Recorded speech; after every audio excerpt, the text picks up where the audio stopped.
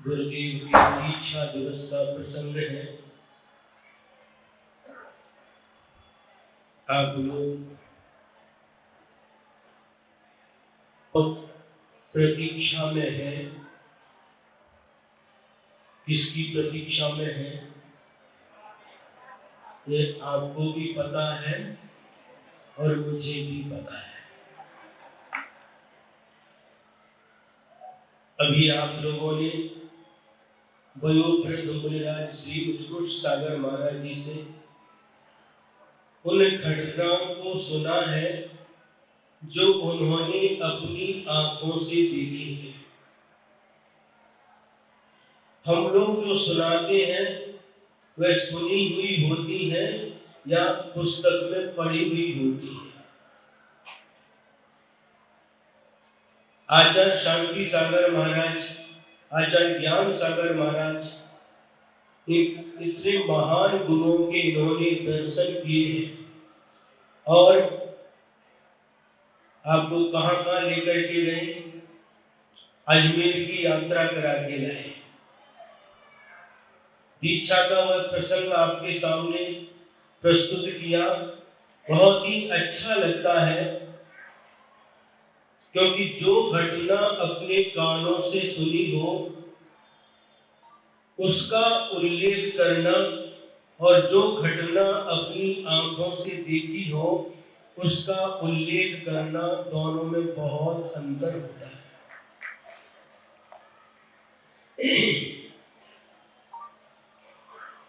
पूरी दीक्षा का प्रसंग महाराज जी ने सुना दिया। नीराज सागर महाराज जी ने भी संस्मरण आदि आपके सामने रखे। अब मैं सोच रहा हूं मैं क्या सुनाऊं।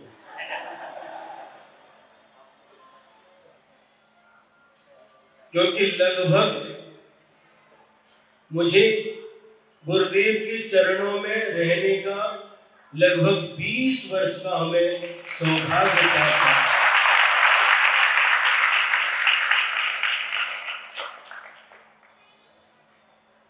और गुरुदेव के चरणों में रहते हुए बहुत सारे प्रसंग हैं जो आज भी स्मृति पटल पर अंकित है। जब मैं सुनाने बैठता हूं तो बार बार यही सोचता हूं कि क्या सुनाऊं। दो प्रकार के लोग होते हैं और भोजन करने के लिए बैठते हैं। पहला व्यक्ति सोचता है क्या खाऊं और दूसरा व्यक्ति भी सोचता है क्या खाऊं, लेकिन दोनों में बहुत अंतर होता है। एक के पास बहुत सारी खाद्य सामग्री है, इसमें से क्या खाऊं, और एक के पास में खाद्य सामग्री का अभाव है, वह सोचता है क्या खाऊं। लेकिन दोनों में बहुत अंतर है। बस यही स्थिति हमारे सामने है। इतने सारे प्रसंग गुरुदेव के साथ जुड़े हुए हैं, उनमें से क्या सुनाऊं, लेकिन कुछ ना कुछ तो सुनाना पड़ेगा। है? आप लोग पंगत में आकर के बैठे हैं तो परोसना तो पड़ेगा। तो एक प्रसंग मुझे याद आ रहा है सन 1998 का, जब गुरुदेव का चातुर्मास मध्य प्रदेश के सागर नगर में हुआ था। भाग्योदय तीर्थ पर चातुर्मास प्रारंभ हुआ और उसी बीच मैं उसमें ब्रह्मचारी अवस्था में था।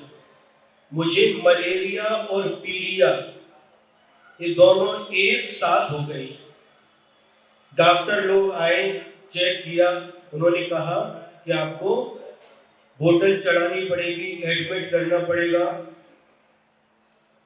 आचार्य श्री के सामने बात गई। आचार्य श्री क्या बोले, देखो ब्रह्मचारी जी, डॉक्टरों के ऊपर मेरा भरोसा नहीं है। आपका हमारे ऊपर भरोसा है या नहीं?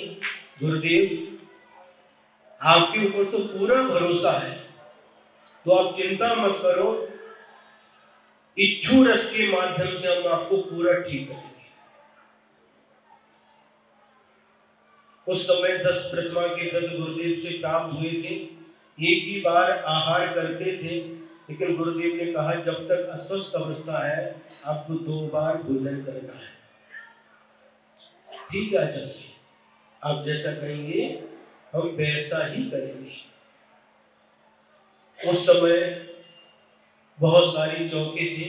एक निर्यापक समन श्री समता सागर जी महाराज, उनकी बहनें जो अभी आरिकाएं बन गई हैं, स्वभावमती और भी 2-3 बहनें, उनका चौका चलता था। तो आचार्य सिंह ने वहां पर व्यवस्थित एक ही जगह आपको जाना है और आपको जितना कहा है वही आहार लेना है। तो घी बंद, तेल बंद, उबली हुई सब्जी, मूंग की दाल, रोटी और जितना पी सको उतना गन्ने का रस। और यही क्रम चलता रहा। गुरुदेव प्रतिदिन देखने के लिए आते थे। चातुर्मास के बाद में वहां पर आयका अकंपमती का संग आया था। आचार्य श्री जंगल से आए और अपने स्थान पर बैठ गए और बैठे और तुरंत उठे। आयकाओं ने पूछा आचार्य श्री कहाँ जा रहे हैं? तो ब्रह्मचारी सुकौशल है, उनको थोड़ा देख करके आते और आगे आकर के देखा, हाथ से देखते थे। तो आयकाओं ने आकर के बताया कि देखो आचार्य श्री आपको कितना चाहते हैं। हमने कहा आचार्य श्री मुझे ही नहीं प्रत्येक शिष्य को चाहते हैं। और सही हुआ जैसा गुरुदेव ने कहा था, पूरा मलेरिया भी और पीलिया भी, दोनों रोगों से मैं मुक्त हो गया। चातुर्मास पूरा होने के बाद में पीछी परिवर्तन का जो कार्यक्रम होता है वह कार्यक्रम होना था और प्राय करके आचार्य श्री एक दिन पहले कि किसको इसका संचालन करना है एक दिन पहले बताते थे। और उस दिन आचार्य श्री ने किसी को बताया नहीं। महाराज लोगों ने पूछा भी, देखेंगे बाद में देखेंगे। और जिस दिन पीछी परिवर्तन का कार्यक्रम है और आहार को उठने के पहले गुरुदेव ने मुझे बुलाया और बुला करके कहते हैं, नमस्ते किया और बैठ गए हाथ जोड़ करके, आज का पीछी परिवर्तन का संचालन आपको करना है।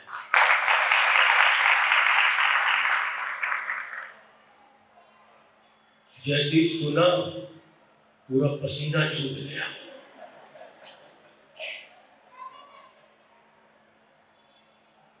क्योंकि सागर की जनता और सागर बुंदेलखंड की विशेषता है, अकेले सागर नहीं, आसपास के जितने गांव हैं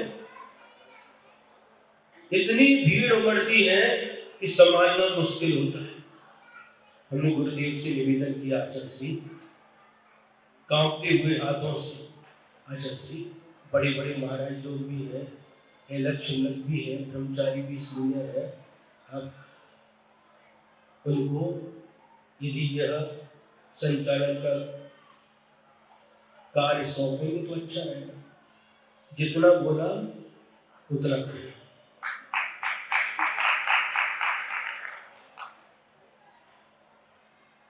करें तो करें क्या, गुरु की आज्ञा। और समय आहार को उठने का पहले का समय पर 1 बजे से कार्यक्रम है।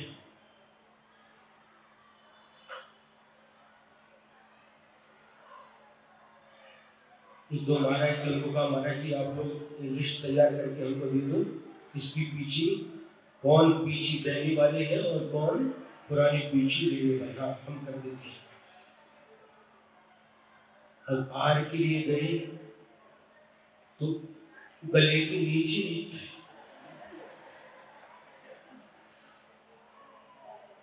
इतना बड़ा कार्य गुरुदेव ने हमें सौंपा है, हमसे हो पाएगा या नहीं।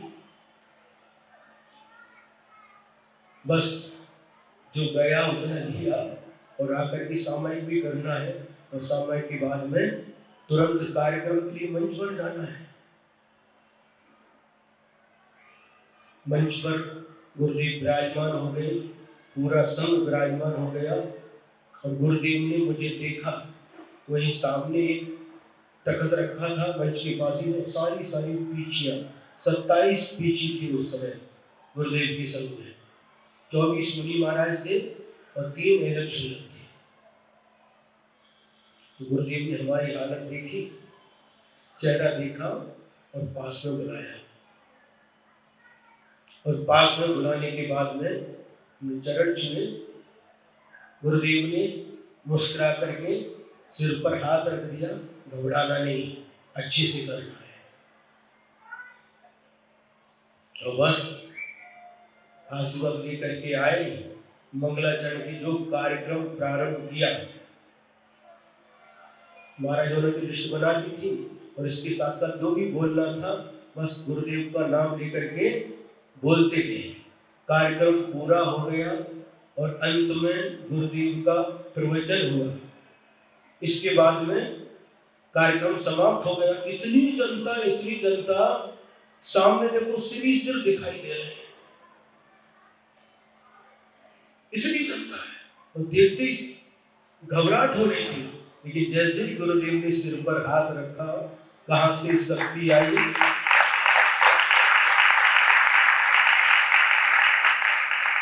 कैसे हुए कार्य हो गया तो गुरुदेव ही जानते हैं। और बाद में कार्यक्रम होने के बाद हम ऊपर गए, जब शंकराचार्य आचार्य से हम भी पीछे चले गए। 5-6 महाराज और थे। देखो महाराज से बोले, आचार्य से देखो ईश्वर गोसल बोल रहा था, कैसे हुआ, ये कितना अच्छा किया है। हमने कहा गुरुदेव कोई गलती तो नहीं हुई, बहुत अच्छा किया, बहुत अच्छा किया।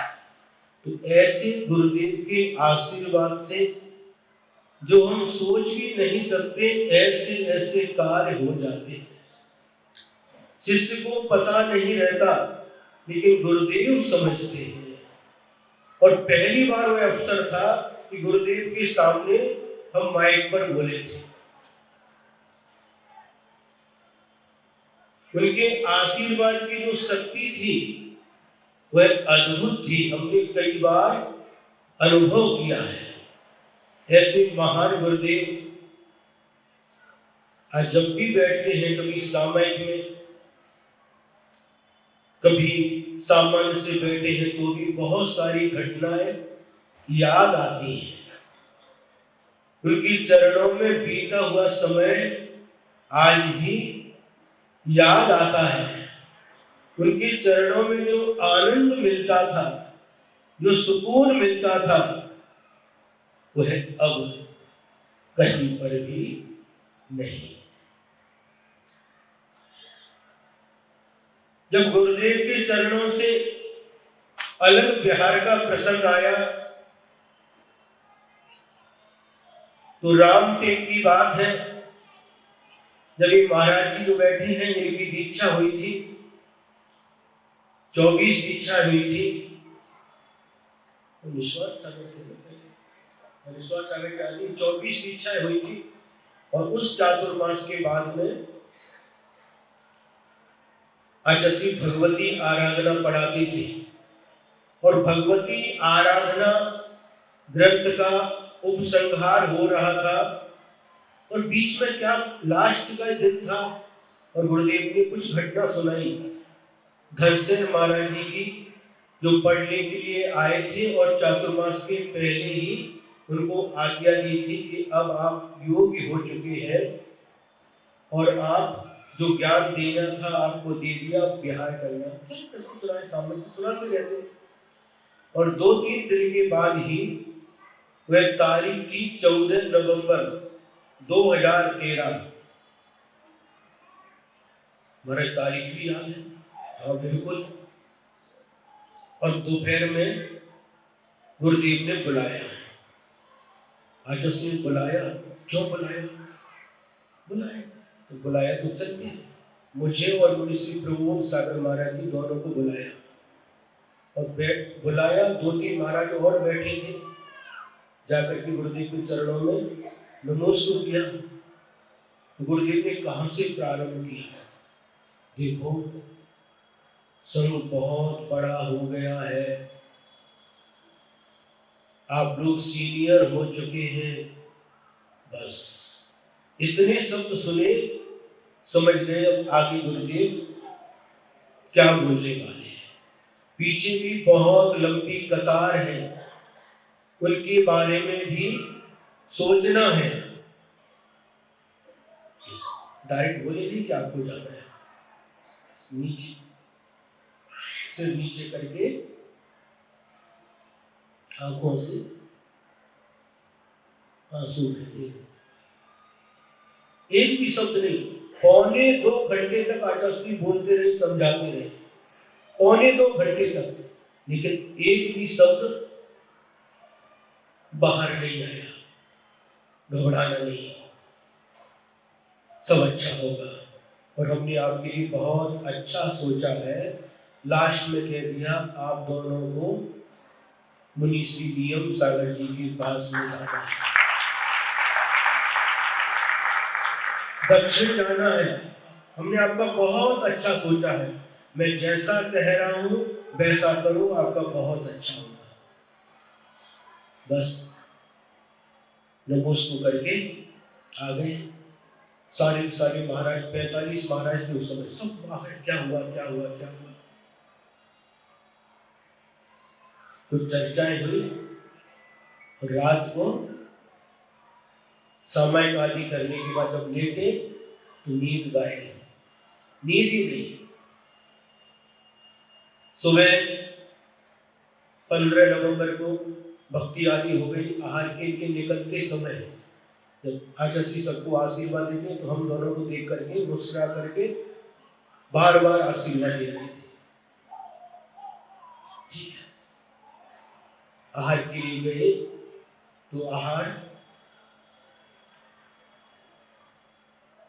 क्या गले से नीचे नहीं उतरे, हो गया। अब इसके बाद में चलो उस दिन निकल गया। फिर 16 तारीख का दिन आया। हमने कहा हमें कुछ बोलते आ नहीं रहा, जो कुछ भाव थे उसको लिखना प्रारंभ कर दिया। और जब लिख रहे थे सामायिक के बाद 16 तारीख के महाराज आ गए, आपको आचार्य सिंह ने बुलाया है, आ रहे।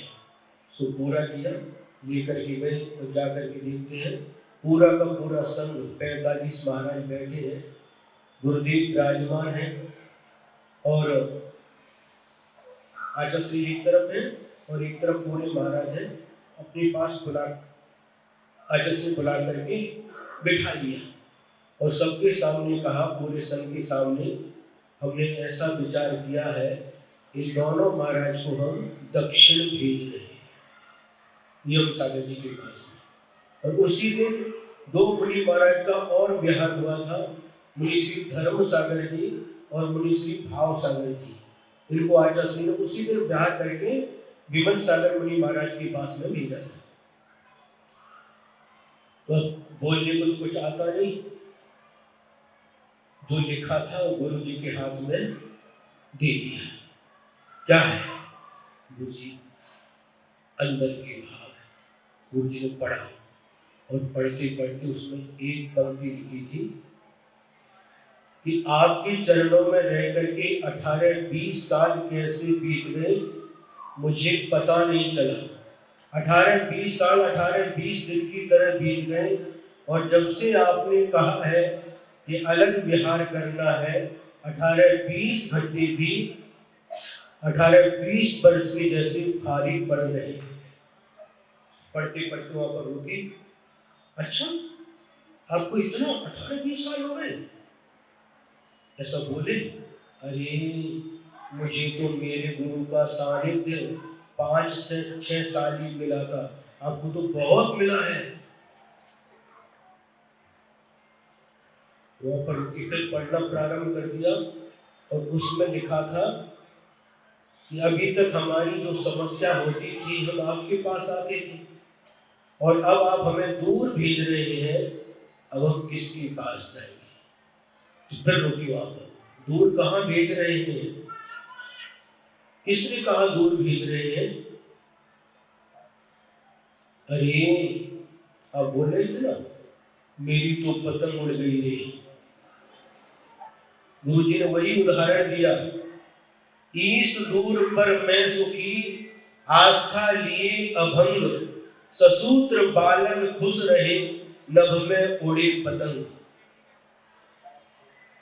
पतंग की डोर जिसके हाथ में होती है, पतंग कितनी भी दूर जाए उसे कभी भी चिंता नहीं रहती। जब डोर को खींचा, पतंग वापस हाथ में आ जाती है।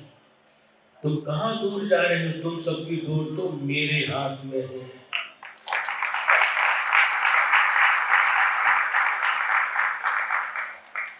जो शिष्य मेरी आज्ञा का पालन करता है, वह दूर रह करके भी मेरे पास है।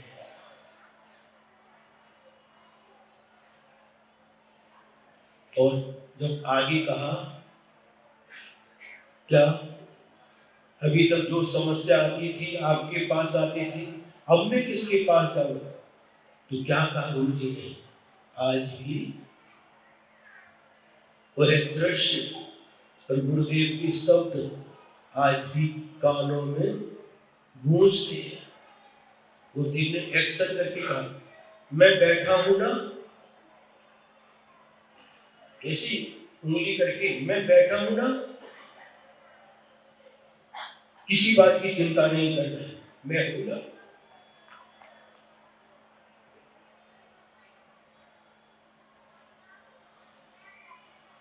आज भी वह दृश्य आंखों के सामने नजर आता है। इतना साहस दे दिया, मैं हूं ना, किसी की चिंता करने की जरूरत नहीं, मैं बैठा हूं ना।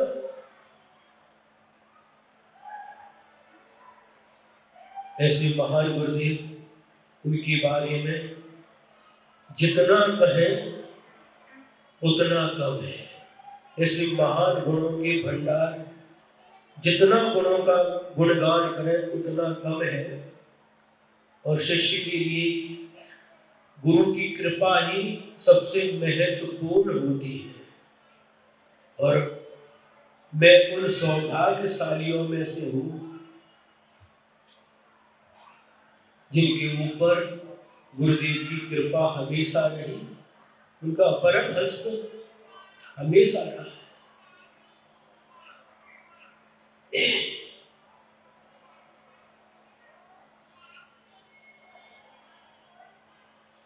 कैसे समय बीत जाता है पता नहीं चलता। आज आप लोग गुरुदेव का दीक्षा दिवस मनाने के लिए एकत्रित हुए हैं। और उस समय भी जब गुरुदेव थे, उनके सानिध्य में भी ये प्रसंग घटित होते थे, उनकी मौजूदगी में भी दीक्षा दिवस मनाते थे। प्रदीक्षा दे करके, भक्ति करके गुरुदेव के मुख से विशेष कुछ उपदेश प्राप्त होता था।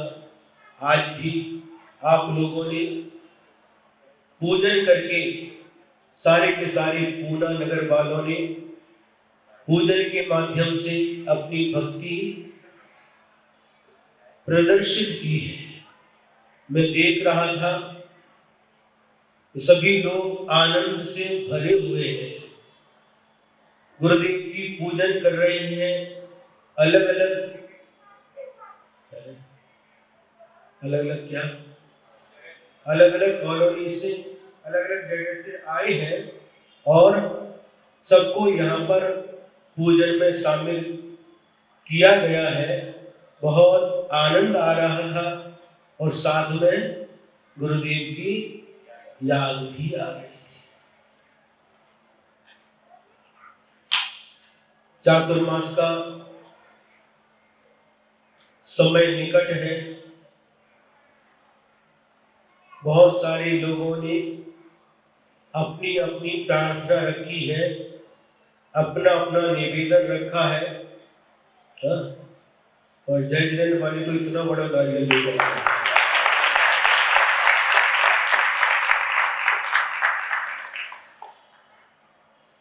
और संख्या भी किसकी? जय जय सोसाइटी वालों की ज्यादा है।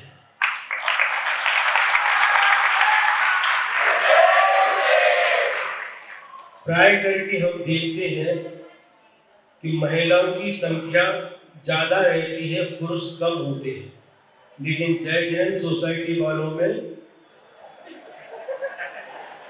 पुरुषों की संख्या अधिक दिखाई दे रही है। बहुत अच्छा है। और भी लोगों ने, सुस्ताद वगैरह के लोगों ने भी निवेदन किया है। सबने अपनी अपनी भावना रखी है। सबकी भावना आचार्य श्री समय सागर महाराज जी के पास जाएगी और जिसका पुण्य होगा उसके लिए आचार्य श्री जैसा आशीर्वाद देंगे, वहां पर चातुर्मास स्थापना होगी।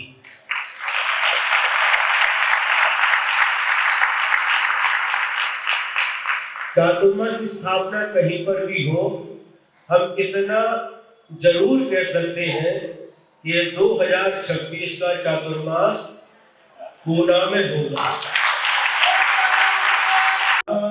गुरु ने मिटाया आचार्य तरण तारण ज्ञानधारी, विद्यादि सागर गुरु जय हो तुम्हारी। विद्यादि सागर गुरु जय हो तुम्हारी।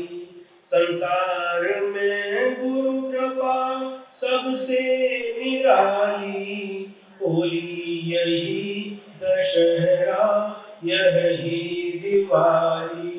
जो शिष्य है वह सदैव ऋणी रहेगा, कोई कभी न उपकार चुका सकेगा, कोई कभी न उपकार भुला सकेगा। जय गुरु परम उपकारी परम पूज्य आचार्य गुरुवर श्री विद्यासागर जी महाराज की जय। परम पूज्य मुनि श्री अभिनंदन सागर जी